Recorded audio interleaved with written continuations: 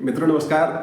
मित्रों, एक प्रसंग मैंने पढ़ा कि एक बार गंगा जी के किनारे एक संत अपने शिष्यों के साथ बैठे हुए थे।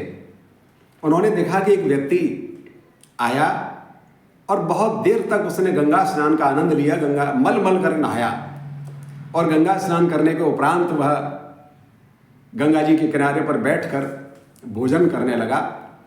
जब वो भोजन कर रहा था उसी समय एक विकलांग व्यक्ति, दिव्यांग व्यक्ति उसके पास आया और उससे कहा कि मैं भूखा हूं, मुझे भी कुछ दे दीजिए।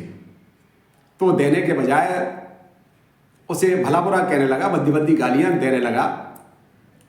यह देखकर शिष्यों ने संत से, गुरुदेव से प्रश्न किया। तो उन्होंने कहा कि गंगा स्नान का पुण्य तो मैंने बहुत देखा है, लेकिन गंगा स्नान के बाद पाप भी आज देख लिया।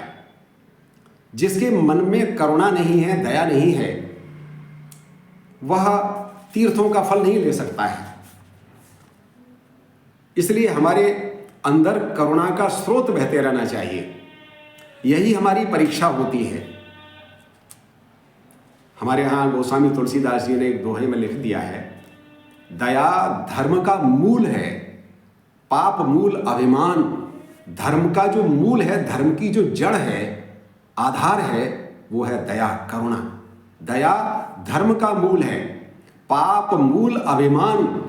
और जो पाप की जड़ है वो क्या है? अहंकार। मैंने ये किया, ये मेरा भोजन है, मैं क्यों दे दूं, जैसे उसने नहीं दिया। तुलसी दया न छाड़िए जब लग घट में प्राण।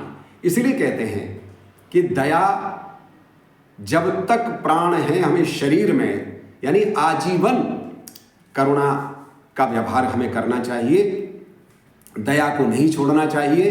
दया हमको जोड़ती है, चाहे परिवार में हो, चाहे समाज में हो, एक देश से दूसरे देश के संबंध हो। ये करुणा ही एक ऐसा भाव है जो जोड़ता है और अहंकार तोड़ता है। बहुत बहुत धन्यवाद।